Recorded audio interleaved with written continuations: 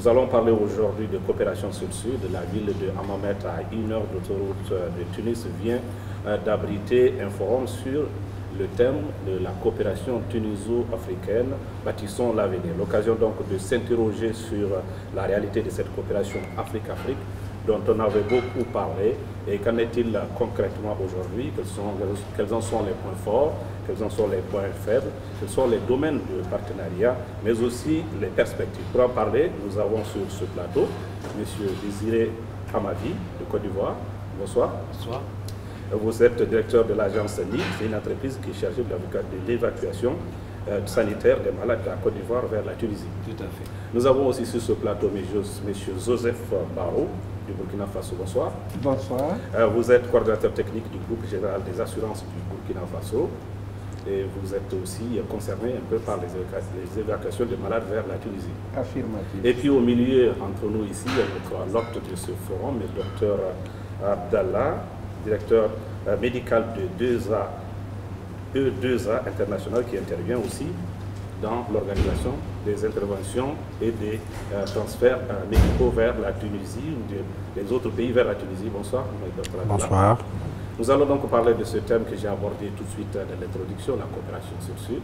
Ce forum, vous l'avez organisé, il s'inscrit dans ce grand cadre de coopération sud-sud, la coopération tuniso-africaine, que bâtissons l'avenir. Est-ce que c'est pas fort que de dire la coopération tuniso-africaine au lieu de l'appeler tout simplement la coopération Afrique-Afrique?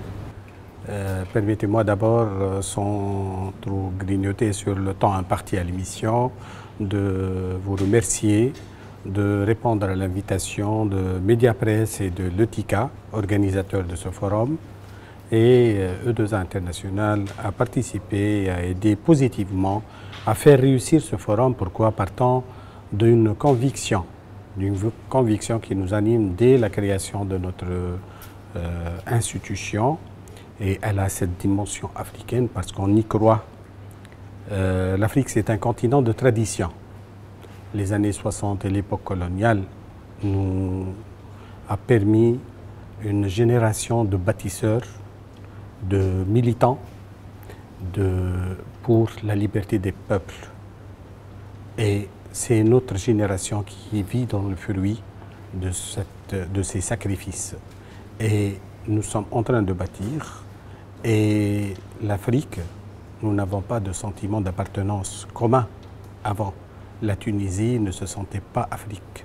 Elle se sentait dirigée vers l'Occident, vers la Méditerranée, vers le sud de l'Europe. C'est aussi une appartenance régionale. Certaines zones, territoires de l'Afrique aussi, avaient aussi cette déconnexion avec les sous-régions avoisinantes. Et c'est pour cela qu'il n'y avait pas ni de liaison aérienne, ni de relations dans les différents domaines. Alors il y a un travail qui a été fait maintenant. Il y a des liaisons aériennes entre nos pays, il y a des routes, il y a des chemins qui sont tracés et qui sont le lit de cette coopération. Maintenant, créons des projets à base de ces autoroutes. Et c'est là où interviennent ces forums pour, comme un lieu de rencontre, que ce soit ici en Tunisie où on a assisté dans les différents pays africains, on a toujours médité pour que ce soit un lieu de rencontre pour bâtir, pour commencer à créer. Vous savez que l'Afrique, c'est un continent très riche, immensément riche, mais aussi... Et dont le développement n'est pas encore à la hauteur. Voilà. On va prendre sur le forum, on va prendre l'avis des deux autres qui sont sur le plateau. On va commencer par M. Désiré Hamadi. Alors moi, je vais continuer la ligne du docteur Adala pour dire que on dit que l'Afrique est le continent de l'avenir. Hein. Mais il faut qu'on se dise clairement que l'avenir de l'Afrique est entre les mains des Africains eux-mêmes. Et par conséquent, il est important que cette coopération, qu'on appelle coopération sud-sud, on puisse la développer entre nous en Afrique. Il est vrai qu'avec la proximité de l'Europe, la Tunisie a bénéficié de cette influence de la civilisation européenne et de beaucoup de choses. Mais il est bon aujourd'hui que cela puisse se transférer vers l'Afrique subsaharienne. Donc ce forum permet d'avoir ces échanges-là et de pouvoir entrevoir les différents aspects dans lesquels cette coopération doit pouvoir être approfondie. Il y a déjà certains aspects comme la formation supérieure, qui, je pense, doit pouvoir être mieux organisée. On reviendra à ça. Moi, l'essentiel pour ce moment, c'est de savoir pourquoi vous avez choisi de venir quand on vous a invité. Est-ce que vous avez perçu l'important déjà ou c'est sur place que vous avez pu comprendre et c'est un forum où vous étiez le bienvenu? Non, mais à un forum, on vient pour rencontrer, pour échanger. Dans un domaine d'activité, on ne peut jamais évoluer seul dans son coin. Donc, à un forum, on a de nouveaux contacts, on a une nouvelle vision, on perçoit de nouvelles façons de faire. Et donc, c'était une occasion pour moi de venir à ce forum, d'avoir de nouveaux contacts, de voir comment les choses évoluent. Donc, ce forum était vraiment bienvenu pour moi. Et comment tout cela a commencé, cette coopération avec la Tunisie autour des questions de santé? Joseph Barro. Je vous remercie, M. Touré. Avant même donc que je ne prenne la décision de venir à ce forum, nous étions en contact professionnel avec Dr Adala et nous étions en train de traiter des questions donc d'assurance santé et d'évacuation sanitaire. Et c'est par la suite donc que j'ai reçu son invitation à prendre part donc à ce forum. J'avais un intérêt professionnel certain à venir. Mais au-delà de la question assurantielle, ce forum est donc un creuset pour des échanges multisectoriels. L'économie en général de la région Afrique. Et je pense que, évidemment, ça s'inscrit dans le cadre donc, de la coopération Sud-Sud. Mais comme le disaient déjà mes prédécesseurs, il va de soi que l'Afrique est un continent d'avenir. Comme vous le savez, plus de 50% de la population africaine ont moins de 20 ans. Et en plus de ça, on se rend compte qu'aujourd'hui, les pays du monde dit développé donc, sont en train de reconnaître que l'Afrique est le continent où le développement se fera dans les décennies à venir. Et je pense que si nous, les Africains, nous voulons réellement prendre notre part de développement, c'est d'abord en collaborant entre nous, Africains. C'est en ce sens que ce forum est une belle initiative qui nous permet d'échanger entre acteurs économiques. Et en même temps consolider ce que nous faisons déjà pour embrayer sur la question sur déjà ce volet d'évacuation sanitaire par exemple. Qu'est-ce que vous, au niveau de votre assurance, qu'est-ce que vous faisiez déjà avec la Tunisie avant de venir à ce forum? Disons que nous avions déjà une collaboration, mais je dirais informelle, puisque la Générale des assurances a quand même en matière d'assurance santé plus de 20 000 assurés, dont plus de 6 000 qui sont dans le cadre de l'évacuation sanitaire et des garanties internationales d'assurance santé. Alors, jusqu'à présent, nous avons des assurés qui venaient donc se soigner par le biais de E2A ici. Et nous, quand le devis était fait, nous payons l'argent nécessaire pour que nos assurés puissent venir prendre les soins ici.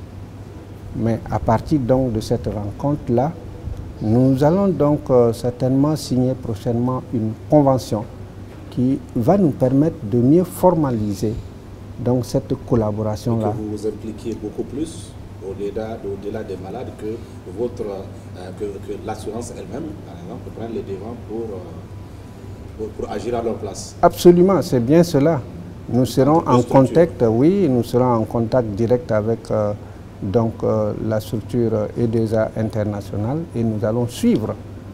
Et en ce moment, les règlements se feront directement de la Générale des assurances à l'endroit de E2A International pour le bien de nos assurés. Pourquoi avoir choisi la Tunisie? Parce qu'il y a beaucoup d'autres pays qui offrent des soins de santé de qualité.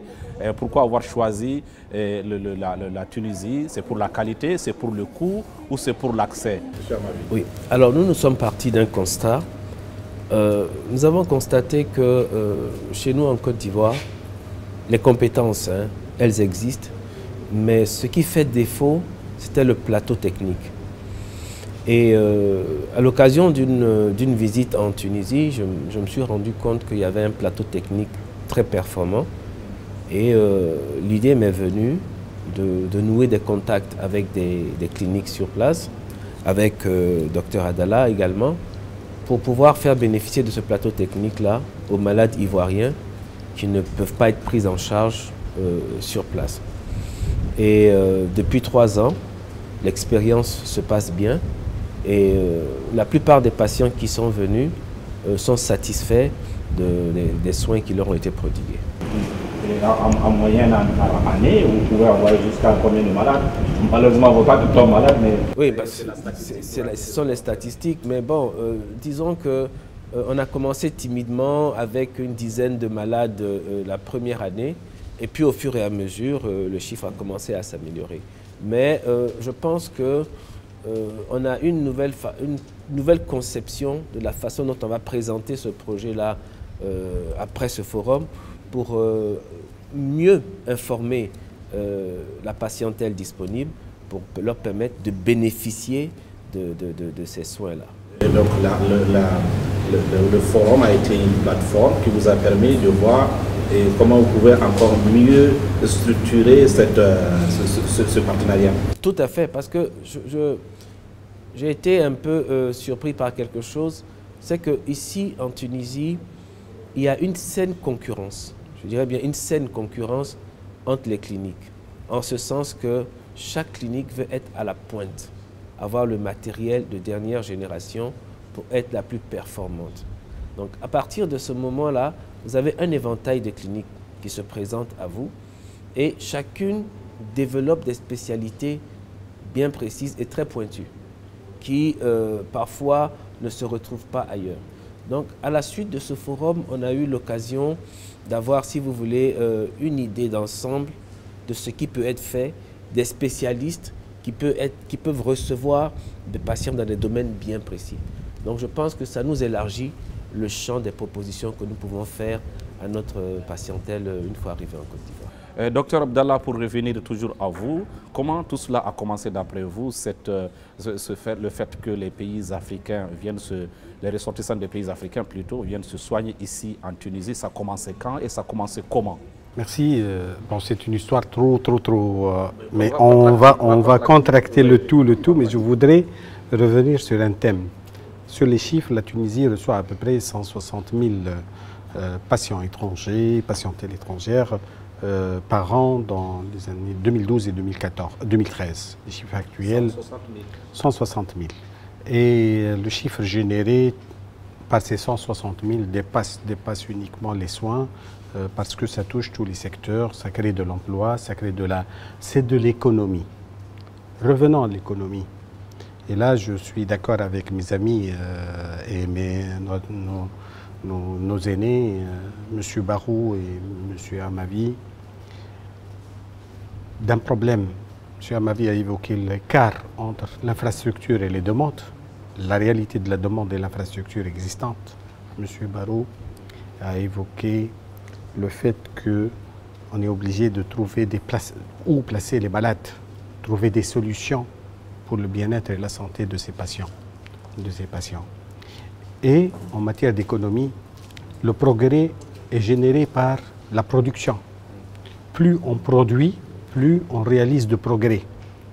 Et le coût de production, on s'est rendu compte qu'il est plus élevé à produire dans n'importe quel secteur, notamment dans la santé, en travaillant avec l'autre, en dehors de l'Afrique, et que le coût de production est beaucoup plus faible en travaillant entre nous, en agençant nos efforts.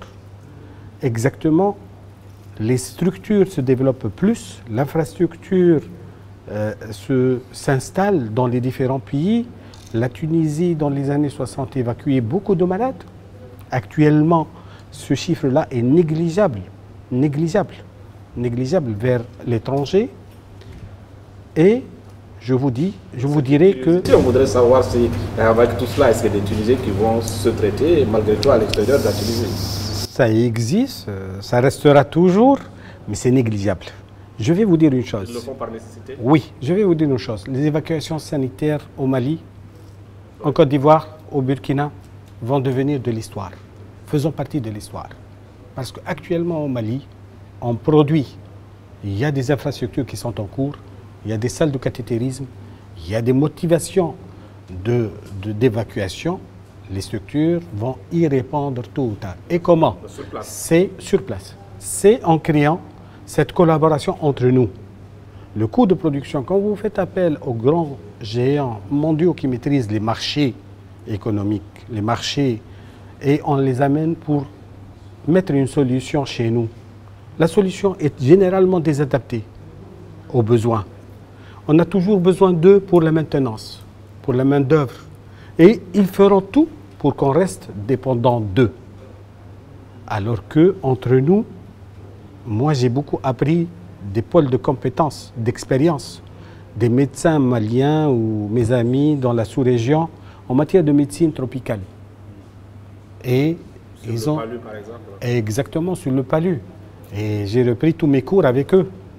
Et nous aussi, on a pu développer des relations dans le domaine de la cancérologie. La Tunisie propose un haut plateau technique dans la cancérologie et à moindre coût. Donc on produit à moindre coût. Et plus on produit, plus il y a un progrès. Dans le même registre, Dr Abdallah, parlez-nous un peu du cas du Mali, parce qu'on sait que beaucoup de Maliens viennent se soigner ici depuis quelques années. C'est devenu une des destinations pour que où les Maliens vont se soigner. Comment, parlez-nous un peu de l'expérience du Mali, d'évacuation des malades ici en Tunisie. Vous savez que la population immigrante du Mali en France, elle est importante. Et avant, très importante et bien implantée. Et avant, les patients maliens vont traditionnellement et de façon réflexe chez leur famille au Mali. C'est la création de barrages entre l'Afrique et l'Europe. Est-ce qu'ils ne veulent pas de nous ou je ne sais pas. Bon, passons le sujet, ce n'est pas le sujet. Mais la création de visas a fait découvrir aux Maliens. L'installation de la BAD en Tunisie a fait découvrir à nos amis maliens la Tunisie. Et nous avons découvert le Mali avec eux. Je parle de l'opinion publique, du monde de personnes du peuple. Et nous avons découvert aussi le Mali. Et ça s'est créé des relations économiques maintenant diversifiées dans tous les secteurs, mais à la base, en partie, ces évacuations sanitaires. Et c'est devenu un nombre important. Je vous donne, je ne sais pas le chiffre exact des Maliens, mais les échanges, on le déduit des vols aériens, de la capacité, de la saturation des vols. Le nombre est important. Et aussi dans le domaine de la formation, les étudiants. Vous l'avez dit, Dr Abdallah, on va revenir aux autres invités pour savoir pourquoi avoir choisi la Tunisie. Pourquoi est-ce que nous, au niveau de la Générale des assurances au Burkina Faso, nous choisissons plutôt d'orienter nos assurés vers la Tunisie au lieu de, par exemple, la France?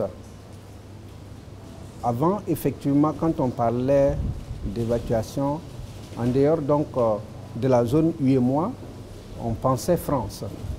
Mais aujourd'hui, nous savons, avec la collaboration que nous avons, que les évacuations faites sur la Tunisie ont un coût à qualité égale, d'au moins 40% moins cher qu'en France. Donc ça, c'est une raison. Mais j'ai parlé à qualité égale parce que nous avons pu le constater ensemble lors de nos visites de certaines cliniques, que les plateaux techniques ici, les plateaux de santé sont d'une qualité égale à celle des pays développés. Et si la qualité est égale et que le coût est encore moins cher, ben il est clair que nous devons nous orienter vers la Tunisie. Et ce que nous allons chercher dans les pays développés, Si nous pouvons le trouver en Afrique, pourquoi aller dans les pays développés qui sont plus éloignés et où on a quand même des traditions qui ne sont pas tout à fait comparables à ceux de chez nous. On se reconnaît beaucoup plus facilement en Tunisie qu'ailleurs, quand on vient même en soi. Absolument, absolument, je crois que c'est cela, parce que quand il y a un problème et que j'appelle donc mon ami le docteur Adala, sa manière même de réagir me convient parfaitement. Et de même, quand les malades viennent ici, s'ils sont reçus par lui, ils ne sont pas du tout dépaysés. Et vous savez qu'un malade qui a donc un accueil de cette qualité-là, il est déjà à moitié guéri avant même que le traitement ne commence. Tout ça, ce sont des paramètres que nous, en tout cas, à la Générale des Assurances, nous prenons en compte, parce que notre objectif, c'est de donner à nos assurés les prestations de meilleure qualité possible. Mais en même temps, nous sommes conscients que donc, quand on voit, si vous voulez, le décalage en termes de force entre notre franc CFA et l'euro, vous comprenez aisément que là encore, on peut mieux se retrouver en se faisant soigner ici. Il faut suffisamment de devises pour aller voilà. en Europe. C'est ça. On va poser la même question à M. Amavi, Désiré. Alors, je pense que M. Barrot a résumé un peu la situation. Il a mis l'accent sur, je crois, deux choses. La première chose, le plateau technique qui est disponible en Tunisie est aussi performant que celui qui est disponible en France. Mais nous avons visité une clinique ensemble la dernière fois qui est équipée, qui va commencer à fonctionner à partir de, je pense, au plus tard du mois de décembre, qui est équipée de matériel de dernière génération dans tous les domaines dans lesquels elle intervient. Et donc ça veut dire que ce qu'on va chercher la plupart du temps en Europe, nous l'avons à 4 heures ou 5 heures de vol de chez nous. Il y a ensuite l'autre aspect, l'aspect formalité consulaire, les visas et autres. Il y a cette tradition-là entre la Côte d'Ivoire et la Tunisie qui fait que les Ivoiriens qui doivent se rendre en Tunisie n'ont pas besoin de visa. Donc, et vice-versa. Ce qui fait que quelqu'un qui nous transmet un dossier n'a pas de souci à se faire en se disant est-ce que je pourrais partir, est-ce que j'obtiendrai un visa ou pas. Ça, c'est déjà acquis par avance. Donc, c'est le traitement de son dossier, c'est l'accord du médecin, le rendez-vous qui permet au patient de prendre la décision de venir. Mais ce que je voudrais ajouter, c'est vrai que M. Barrot a parlé du coût entre les comparaisons que nous avons faites avec les devis que nous recevons souvent d'Europe. La Tunisie est 40-50% moins chère par rapport à ce que nous recevons d'Europe pour les mêmes soins. Mais il faut ajouter aussi l'aspect accueil. Je pense qu'il y a des traditions qui sont plus ou moins les mêmes quand on traverse toute l'Afrique. L'accueil, la proximité. Le patient, quand il vient, il veut être rassuré par rapport au visage qu'il voit, le premier visage qu'il voit à l'aéroport. Ensuite, comment il est transporté et où il loge.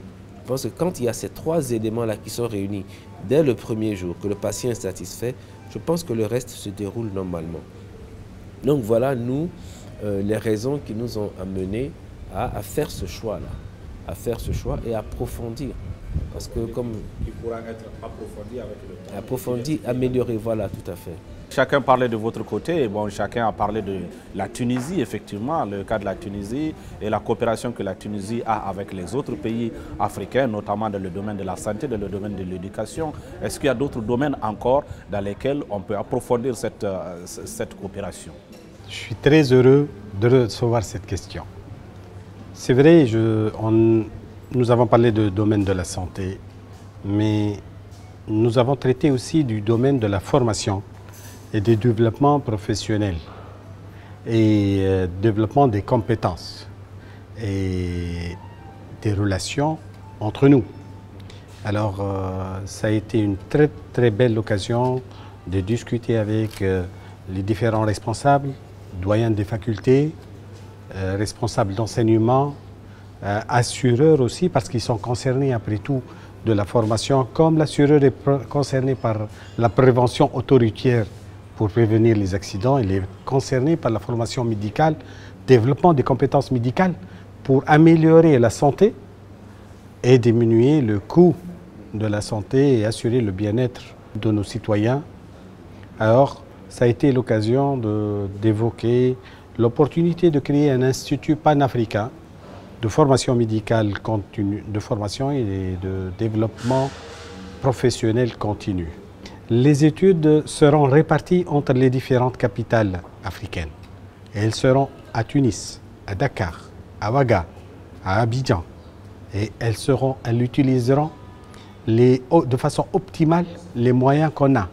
On travaillera à la faculté de Ouaga, à la faculté de Dakar probablement, à la faculté de médecine de Tunis et dans les locaux de futurs instituts.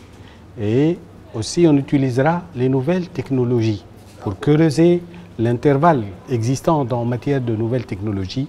L'enseignement, la formation, le développement professionnel doit utiliser les nouvelles techniques de l'information, la nouvelle technologie de l'information, notamment dans le téléenseignement, les ateliers, les workshops et les transmissions simultanées à distance, les visioconférences, le contenu numérique, les bases de données, le développement de la recherche et de la clinique. Et ça a été un projet qui a été débattu lors de ce forum et ça restera marqué dans l'histoire de ce forum qu'il a été l'occasion de peut-être le berceau de la naissance, j'espère, de ce méga projet qu'on fera pour les générations futures. Ce qui est très positif, c'est qu'on a observé l'appui de tout le monde. D'abord les instances universitaires. Les doyens présents étaient parfaitement acquis à cette cause. Les acteurs économiques et les financiers, les investisseurs ont été présents et ont manifesté un avis très positif sur le projet et sont déjà emballés pour lancer le projet.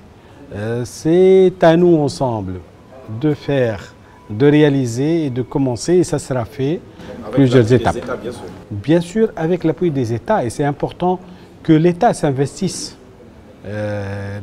C'est actuellement le partenariat public-privé qui fait avancer les choses. Suffisamment les États, vous les privés, est-ce qu'ils vous poussent suffisamment pour aller de l'avant? Parce que c'est après tout les dessins des États que vous accomplissez quelque part. Vous savez, la vie c'est une lutte.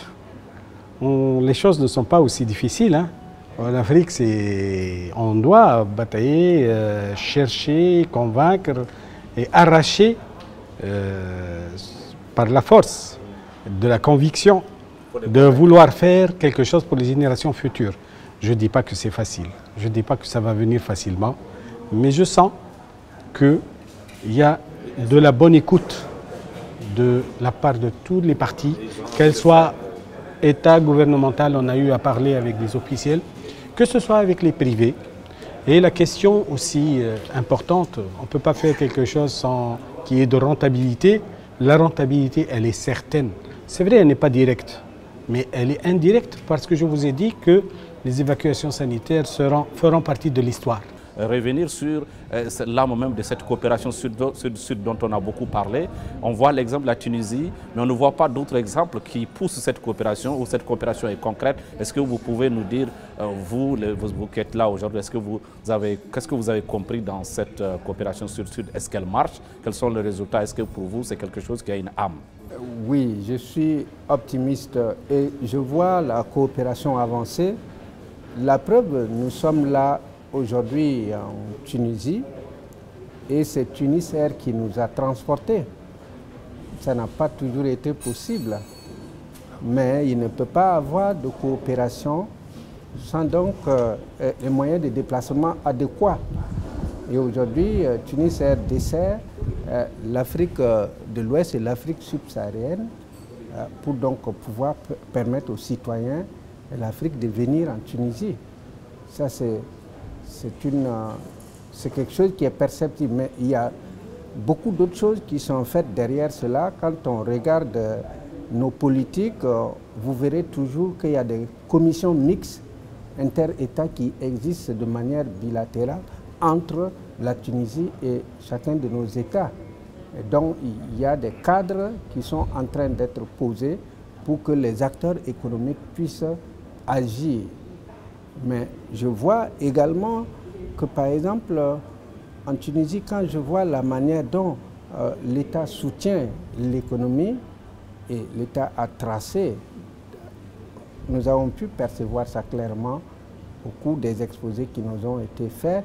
Si la Tunisie aujourd'hui a l'évolution économique qu'elle a comparativement à nos États, c'est parce que l'État effectivement s'implique. Et dans nos pays aussi, c'est vrai que les États le font.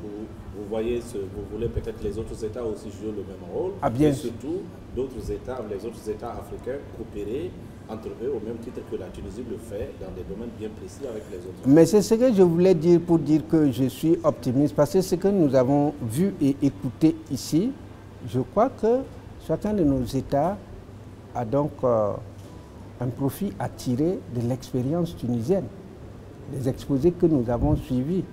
Tout secteur économique confondu, il y a donc une expérience, celle de la Tunisie, dont nous devons tirer les leçons et pourquoi pas faire des applications adaptées dans chacun donc, de nos États.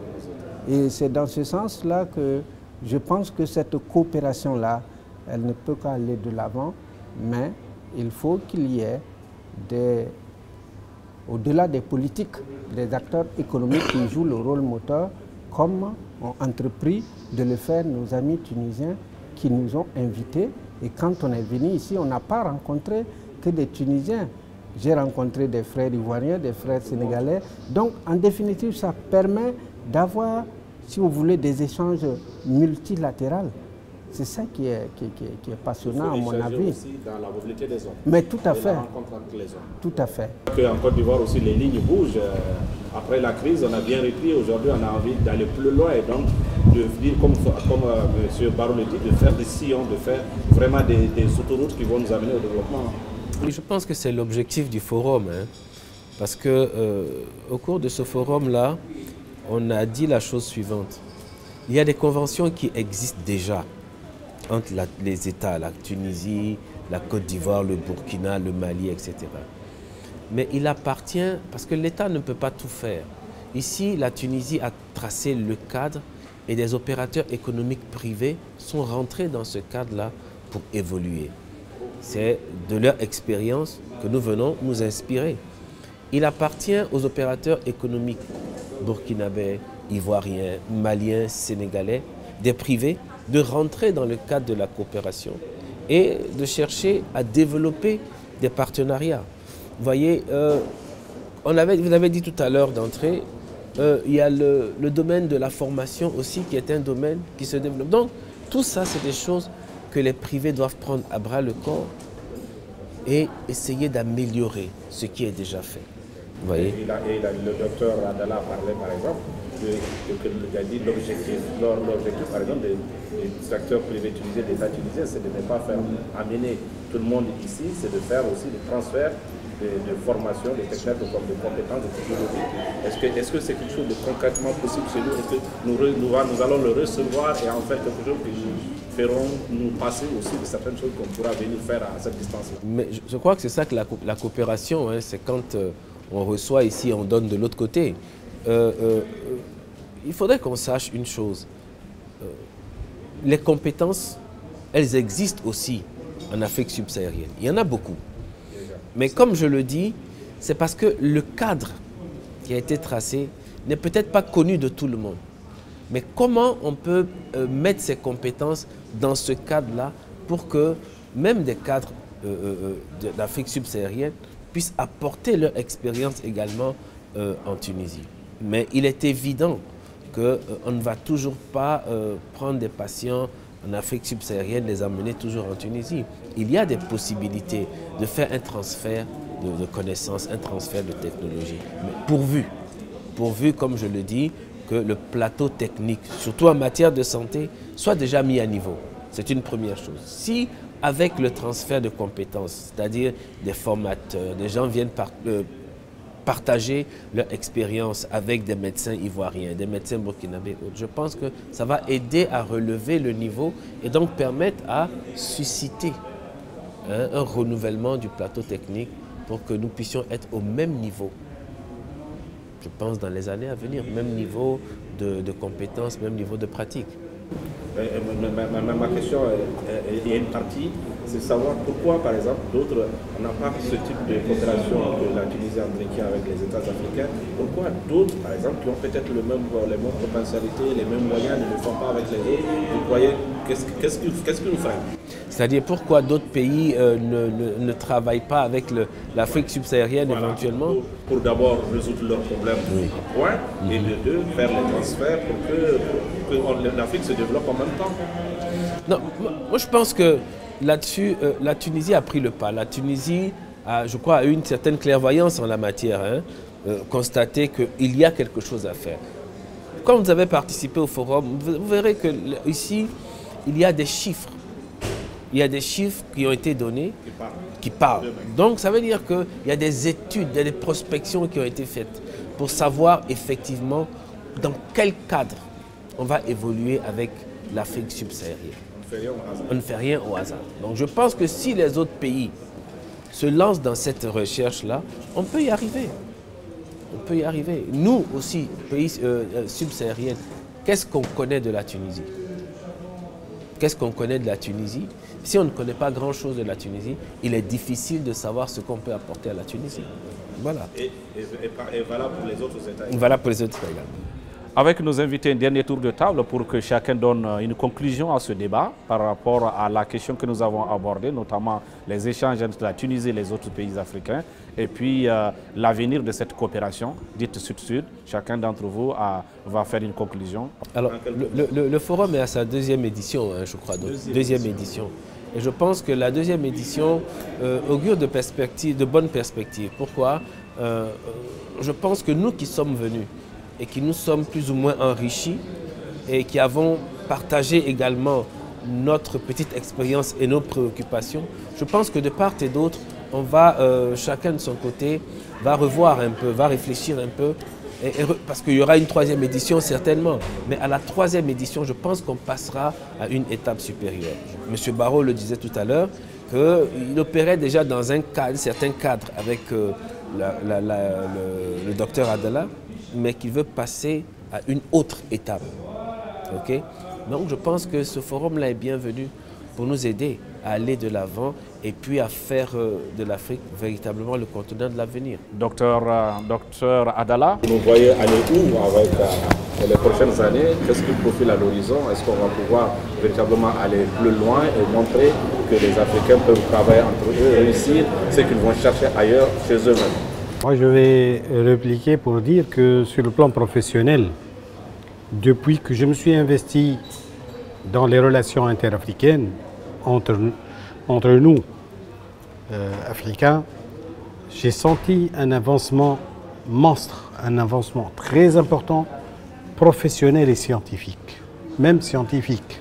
C'est vrai, ça reste les relations avec toutes les instances scientifiques dans le monde entier, mais on sent qu'on est en train de faire des pas assez importants et encourageants. Ce qui reste à faire, beaucoup de défis.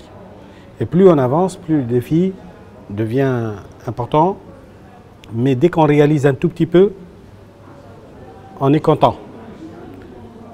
Ce sont ces débuts, ces petits débuts qui vont devenir de méga réalisations sur toute l'Afrique pour les générations futures. Donc, aussi bien ce forum ou d'autres rencontres en Tunisie ou d'autres lieux, à Bamako, à Ouaga, à Abidjan ou ailleurs, feront toujours avancer pour créer le progrès chez nous. Et donc aujourd'hui, il y a eu un projet qui va avoir le jour, on va travailler ensemble là-dessus. l'Institut panafricain de formation médicale et de développement professionnel continu. On trouvera nos relais, nos représentants et nos amis à Bamako certainement pour des rencontres. Et il y aura d'autres projets aussi. Et à partir de ce forum va nous projeter vers où? Où est-ce que nous allons et surtout qu'est-ce qu'on va construire de concret, encore beaucoup plus visible dans le cadre de la coopération entre les pays africains. Le docteur Abdallah vient de rappeler donc ce projet, ce méga projet qui est l'Institut panafricain de formation continue en matière de santé. Je suis certain que ce projet va être développé et qu'à ce niveau-là, nous aurons des accompagnements de nos États puisque les premiers responsables des universités sont concernés, se sont prononcés. Je suis certain que ce projet va forcément se développer. Et donc ça, c'est du concret. Mais à côté de ça, il y a également des contacts B2B qui consistent donc à créer des partenariats ici et là entre les acteurs économiques. Je ne voudrais pas me limiter au domaine des assurances. Bien sûr, nous allons continuer à créer des produits plus innovants pour nos assurés avec nos frères tunisiens. Mais l'assurance se développe dans le cadre d'une économie globale. C'est par le biais du développement global que l'assurance également va se développer. Voilà. Et je voudrais tout simplement, pour conclure, si vous voulez, vous rappelez deux chiffres essentiels qui ont été donnés lors des conférences ici.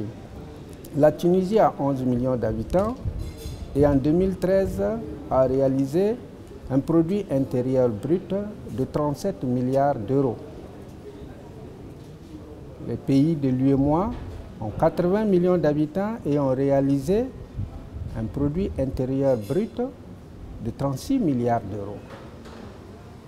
11, 80, c'est dire que nous, au niveau de l'UEMOA, nous avons encore, si vous voulez, du chemin. Il faut créer la richesse. Ah oui, il faut créer la richesse.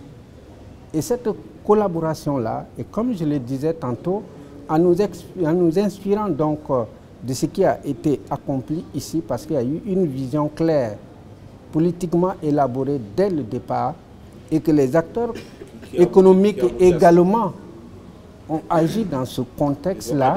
Oui, ils ont adhéré. Ils se sont servis de ce cadre juridique, politico-juridique, pour faire avancer la nation tunisienne. Ça, c'est très important.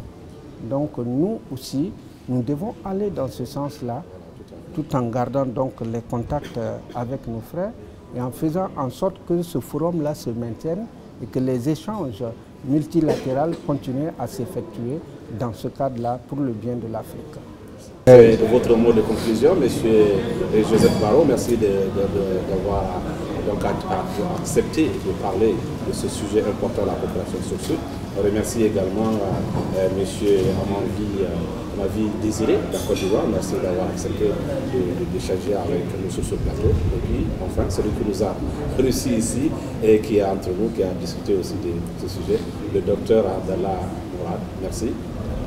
Merci à vous. Merci de nous avoir suivis dans ce débat sur l'ORTN.